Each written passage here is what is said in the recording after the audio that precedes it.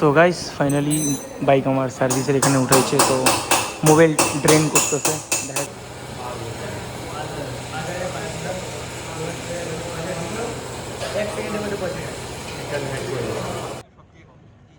তো hello guys, welcome to my new video.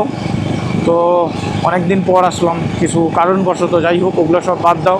তো তোমরা তো থাম্বনেল দেখে সবাই বুঝেই গেছো আজকের টপিকটা কী নিয়ে হবে। আজকে আমার হান্টারের সার্ভিস, মানে কয় নাম্বার সার্ভিস করাবো ওইটা আমি জানি না, ঠিক 4 নাম্বার কি 5 নাম্বার হবে আমি ঠিক বলতে পারলাম না। কিলোমিটার বলে দিচ্ছি 14,700 কত 98.7, যাই হোক ওই 15,000 কিলোমিটারের কাছাকাছি ধরা যায়, 15,000ই ধরা যায়। তো এর আগের আমি সার্ভিস করাইছিলাম 9,500 কি 10,000-এ। তো তখন আমি ভাবছিলাম একদম 7,000 কিলোমিটার গেলে তারপর সার্ভিস করাবো, কিন্তু তখন অ্যাকচুয়ালি আমি হান্টারে তোমরা সবাই বেশিরভাগ সবাই জানো হয়তো, হান্টার মিটিওর এগুলোতে তোমার 1.7 লিটার ইঞ্জিন অয়েল মানে ভরতে লাগে। আর আমি তখন ভরছিলাম মোটুলের ফুল সেন্সিটিভ 1.5 লিটার, তো একটু কম ভরছিলাম মোবাইল।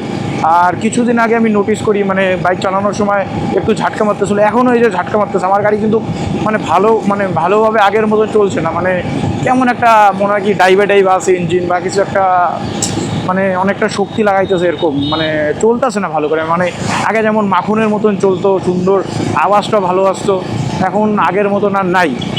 তো সেই দিন আমি মোবাইলটা চেক করি, মোবাইলটা অনেকটা কমে গেছে, যেটা মানে থাকে লেভেল তার থেকে অনেকটাই কমে গেছে। কারণ আমি ভরছিলামও 200 গ্রাম কম, আর তার মধ্যে কয়েকদিন চললো। তো তার জন্য আমি ভাবলাম একদম তাহলে সার্ভিসটা করাই নেই। আমি সার্ভিস এখন করাইতে চাই না, কিন্তু গাড়িটার প্রবলেমের কারণেই সার্ভিসটা করাচ্ছি। ইঞ্জিন অয়েলে প্রবলেম হইতে পারে, আর একটা স্পার প্লাগটাও চলে না, আর স্পার প্লাগটার অবস্থা খারাপ। তো দেখি এখন সার্ভিস সেন্টারে নিয়ে যাই, ওরা কি বলে দেখা স্পার প্লাগ কী অবস্থায় আছে। আর তেল আবার ঠিকই আছে, তেল রিজার্ভ দেখাচ্ছে, তো কিন্তু রিজার্ভ ছিল ওই অবস্থায় আমি আরও 2.5 লিটার তেল ভরছি। তেল ভালোই আছে, তেল এমন না যে তেল কম তার জন্য আমার মানে গাড়ির মানে পারফরমেন্স কমে গেছে বা কিছু, ওরকম কিছু না। তো চলো এইখানে বেশি কথা না বলে যাওয়া যাক, আগে যাই দেখাচ্ছি আমি, মানে সার্ভিস সেন্টার যাওয়া যাক। আর আগের থেকে আমি বুক করে রাখছিলাম, এখন প্রায় 1:30 বেজে গেছে, 1:29। আমি 3টার অ্যাপয়েন্টমেন্ট নিচ্ছি, 3টার আগেও বলে রাখছি 3টার আগেই যাবো। আর গাইস আরেকটা কথা বলছি, আমি সব মানে বাইকটাকে ফুল পারফরমেন্স মানে বানাইতে চাইছি, মানে একদম পাওয়ারফুল বানাইতে চাইতেছি। আমি অত বলতে পারতেছি না, সেটা আমার ভুল। আমি নতুন ব্লগার তো না, যাই হোক যেমন তেমন ব্লগার বললেও আমাকে চলে না, আমি যেমন তেমন ব্লগার। তো গাইস ব্যাপারটা হচ্ছে আমি বাইকটাকে আমি আরও পাওয়ারফুল বানাইতে যাচ্ছি, একটু ভালো। তো তার জন্য আমি বিএমসির এয়ার ফিল্টার দেখছি, আর স্পার প্লাগ দেখছি। তো ওগুলা কয়েকদিন পর লাগাবো। এয়ার ফিল্টারটা এখন যদি আমাকে মানে রয়্যাল এনফিল্ড থেকে যদি বলে চেঞ্জ করানোর জন্য, তাহলে এয়ার ফিল্টার চেঞ্জ করাবো না, ওটা মুছে রেখে দিব। কারণ এয়ার ফিল্টার আমি পরে কয়েকদিন পরেই আমি বিএমসির মানে অর্ডার করব, তো একদম বিএমসির মাল লাগাবো। আর স্পার প্লাগটা যদি চেঞ্জ করার কথা বলে, যদি স্পার প্লাগের দাম হান্টারে কম থাকে, মানে যেটা জেনুইন পার্ট, মানে যেটা অরিজিনাল রয়্যাল এনফিল্ডারে সরি, তো ওটা যদি কম দাম থাকে তাহলেই একমাত্র চেঞ্জ করব। আর যদি বেশি দাম থাকে তাহলে আর চেঞ্জ করে কোনো লাভ নেই, কারণ তাহলে আমি একদম দামিটাই আমি লাগাবো। স্পার প্লাগ দেখছি আমি 1750 পারফরমেন্স, একদম কি বলে ওটাকে, কিসের স্পার প্লাগ বলে আমি ভুলেও গেলাম। এমডি, আরে গাইস স্পার প্লাগ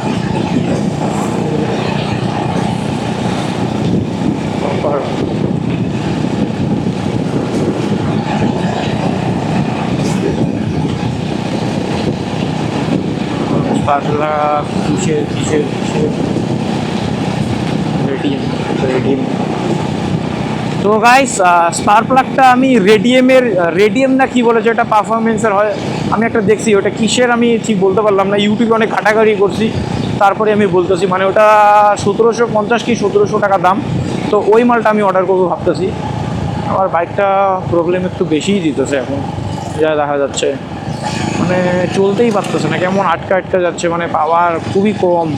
তো যাই হোক, তো চলো একদম রাস্তাঘাট দেখো তোমরা, মানে ব্লগের মজা নাও, মোটো ব্লগের মজা নাও। আর আমি ভাগাবো না, তাও যতটা পারি অতটা ভাগাবো, কারণ বেশি ভাগাতে প্রবলেম হইতে পারে। তো চলো যাওয়া যাক।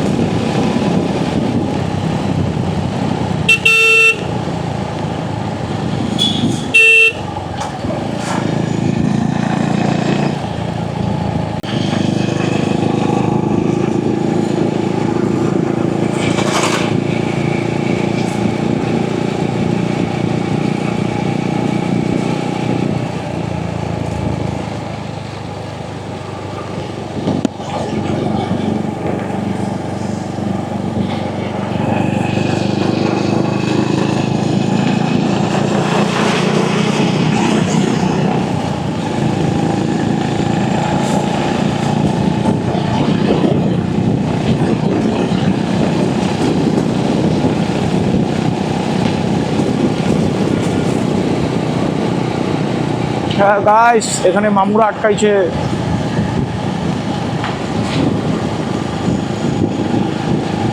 মামুরা ফটোও তুলতেছে আবার। কোনো চিন্তা নাই, আমার গাড়ি সব ওকে, খালি লুকিং গ্লাস নাই আর এক্সস্ট লাগানো, তাছাড়া পেপার টেপার কোনো দিকে কোনো প্রবলেম নেই। যাই হোক, আরে ভাই ডরাতে কাইকো হবে।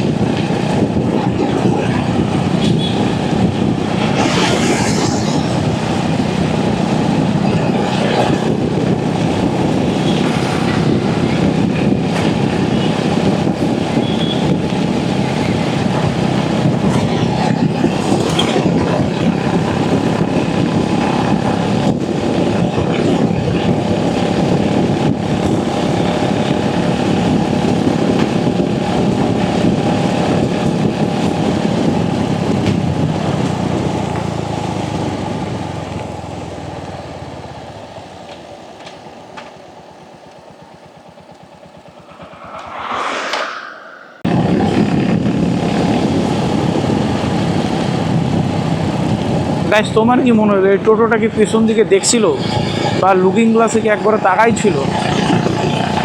এটা ডান দিকে যাবে ডান দিকে দাও ঢোকা, বা দিকে যাবে বা দিকে দাও ঢোকা, পিছনে যারা আছে ওরা।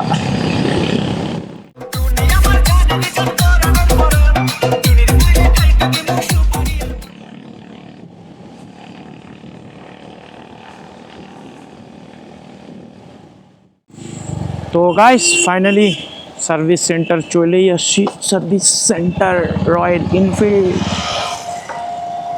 তখন বলছিল বেশি ভিড় নাই, তো যাওয়া যাক, মানে দেখা যাক ভিড় আছে কি না আছে।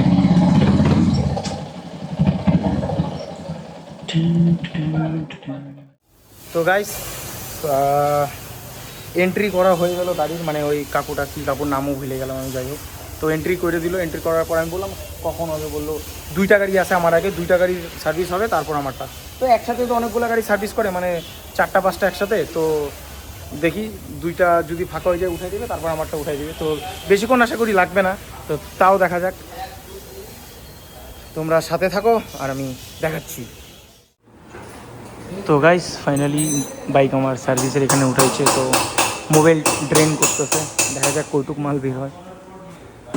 আর তো গাইস ব্যাপারটা হলো, ভিতরে সার্ভিস সেন্টারের ভিতরে নিয়ে গেলো গাড়ি, সার্ভিস হচ্ছে আমার। ওইখানে আমি ভিডিও বানাইতে চাইলাম, একটু পার্ট দিয়ে দিব না, পরে দাদাগুলো বললো যে এখানে করো না, বেকার এত মানে বাইকটাই গেছে, এখানে করা যাবে না, হ্যান ত্যান বলে দিল। তো গাইস ওইখানে আর আমি বেশি কথা বললাম না, মানে ওইখান থেকে বের হয়ে গেলাম। বললো ভিডিও করা যাবে না, তো আর ওইখানে কিছু বইলা লাভও নাই। তো গাইস এখন ওইখানে মোবাইলটা চেঞ্জ হবে, ট্যাপিটের আওয়াজটা বাইরে গেছে, ওইটা চেক করে দিবে। তারপর সার্ভিস কিট আরও কী কী আছে তোমার, ওইটার মধ্যে স্পার্ক প্লাগ, পিছনে ব্রেক শু ট্রেক শু আরও কী কী আছে, ওগুলো সব কিছু চেঞ্জ হবে।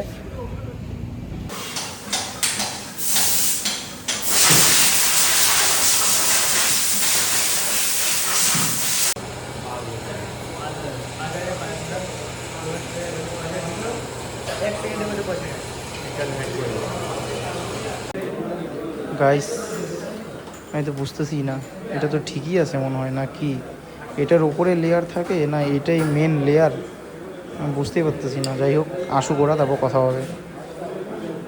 আমার তো মনে হয় এটাই লেয়ার, এটা তো এখন অনেকটা আছে, না এটার উপরেও লেয়ার থাকে আমি ঠিক জানি না। যাই হোক আসুক। আর এই হলো আমার বাইকের কন্ডিশন।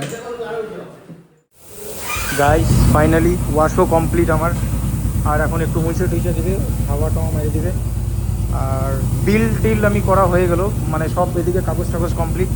এখন গাড়িটা পরিষ্কার করে বাইরে এনে তারপর একটা ফাঁকা জায়গায় যে আমি বলতেছি কী কত হইলো। আর আসছিলাম 2:30টার দিকে, আর এখন 5টা 18 হয়ে গেলো। বাপরে অনেক টাইম চলে গেল। ঠিক আছে চলো বাইরে দেখা হচ্ছে।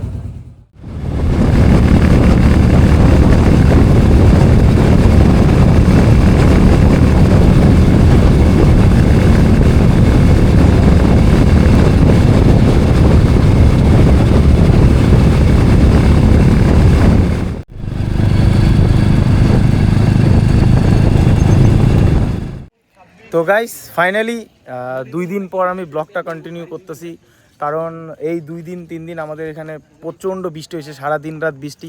আর বৃষ্টিতে আমি বাইক বাইরেও করি নাই, ঘরের ভিতরেই ছিল। তো বাইকটা দেখাচ্ছি আমি, দাঁড়াও। গাইস গাইস বৃষ্টির জন্য আমি বাইকটা এই কয়েকদিন বাইরেও করি নাই, আর বাইক একদম চকচক, একদম ধুয়েটি ওয়াশও করছিলাম, দেখতে পাচ্ছ একদম চকচকা হয়ে গেছে। খালি ট্যাঙ্কিতে আমার একটু দাগ ফাগক লাগের, এগুলো একদিন পালিশ করতে হবে। তো এই যে আমার সার্ভিসের বিল, সার্ভিস হিস্ট্রি, তো এটা তোমাদের এখন দেখাচ্ছি কত কি পড়লো, কি করলাম আমি, সার্ভিস কি করলাম আর কেমন রিভিউ পাচ্ছি সার্ভিস করার পর আমি, তো সবই এখন তোমাদের সবাইকে বলতেছি। তো গাইস সার্ভিস করানোর মধ্যে যেটা ফার্স্ট জিনিস আমি করাইছি আমার বাইকের, সেটা হলো engine oil change. Engine oil তোমার যেটা রয়্যাল এনফিল্ডের অরিজিনাল যেটা ইঞ্জিন অয়েল, ওইটাই ডালা হয়েছে 1.7 লিটার। আর দেখো এটাও আজকে সেই ভালো লাগতেছে, মানে ওয়েদারটা। তো যাই হোক, তো 1.7 লিটার ইঞ্জিন অয়েল ঢালা হয়েছে। তোমার স্পার প্লাগটা চেঞ্জ করা হয়েছে, এয়ার ফিল্টারটাও চেঞ্জ করা হয়েছে। ওগুলো তো দেখাইতে পারতেছি না, নাহলে তো খুলে দেখাইতাম। ওগুলো খোলা হলে একটু ঝামেলা, তার জন্য বলে দিচ্ছি। Mobil, spark plug, air filter, আর ট্যাঙ্কিটা, এটা মানে তেলের ট্যাঙ্কিটা আমার নামাই ছিল। তেলের ট্যাঙ্কিটা নামাই আমার এই যে এটা খুলে ট্যাপিট না কি বলে, ট্যাপাট, যাই হোক ওইটা মিলাই দিছিল। তারপর তোমার এটা একবার খোলার পর, মানে এই ক্যাপটা খোলার পর, এটা তো খোলে, তো খোলার পর এটা আবার আঠা দিয়ে লাগাইতে হয়, আঠা। তারপর কি সিলটা থাকে, ওই সিল, মানে একটা কম্বোর মধ্যে ওই সিল ছিল। তারপর এয়ার ফিল্টার না কি আরও ছিল, তো ওইটা একসাথে। আমি তোমাদের বিলটা দেখাচ্ছি, বিলটা দেখালে বুঝতে পারবো, মানে আমি ঠিক জানি না মেন কাজ যেগুলা। ও হ্যাঁ, আর আমার পিছনে ব্রেক প্যাডটাও চেঞ্জ করা হয়েছে। ব্রেক প্যাডটা এই যে দেখলে হয়তো বুঝবা, দেখা যাচ্ছে। আরে কি হলো এটা? তো গাইস ওই যে দেখতে পাচ্তেছো না গাইস, এইখান থেকে এই যে দেখতে পাচ্তেছো ব্রেক প্যাড একদম নতুন। আগের ব্রেক প্যাডটা অনেকটা ছিল, কিন্তু তাও চেঞ্জ করে দিছে, তো কিছু করার নাই। বন্ধু দাঁড়ায় দেখতেছে, ওটা কোনো ব্যাপার না। ভাগ মেরে কো ব্লগ বানানে দে। তো গাইস এগুলাই আমার মেন জিনিস: engine oil, air filter, spare plug, তোমার ওই আঠা, সিল, তারপর ব্রেক প্যাডটার বেশি দাম না। ব্রেক প্যাডটা কত নিছে, 300 কত টাকা হয়তো বা, আমার ঠিক মনে নাই।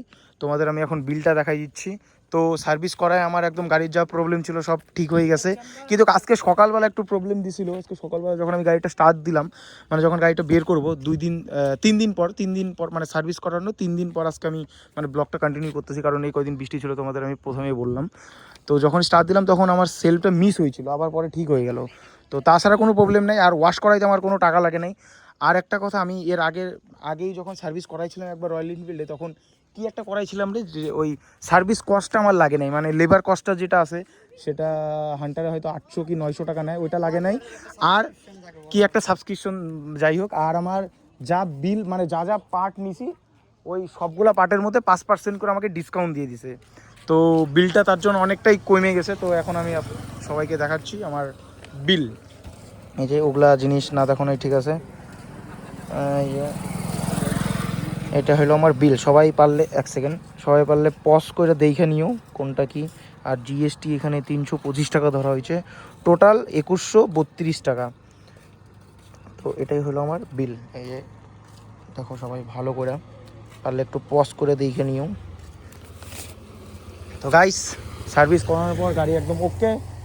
আর নেক্সট ব্লগ দেখার জন্য সবাই সাবস্ক্রাইব করে রাখো। আর একটা কথা, আর কয়দিনের মধ্যে আমি আমার হান্টারের মাইলেজ টেস্ট করতে চলেছি, কারণ আমার হান্টার চলে গেছে। আপাতত আমার হান্টার চলছে, আমি তেল ভরি না, মাইলেজ টেস্টও করবো দেখা। হান্টার চলছে 14,870 কিলোমিটার গাইস। তো এই যেটুক তেল আসে ট্যাঙ্কিতে, এই তেলটা পুরো খালি করে তারপর একটা সুন্দর করে একটা হান্টারের মাইলেজ টেস্ট আনবো, মানে 15,000 কিলোমিটারের মাইলেজ। 15,000 কিলোমিটার চলার পর হান্টারে আমার কি মাইলেজ দিচ্ছে উইথ এক্সস্ট নিয়ে রেড রোস্টারের। তো গাইস সাথে থাকো, নেক্সট ব্লগ দেখার জন্য অবশ্যই সাবস্ক্রাইব করো। চলো চলতে হে, গুড নাইট।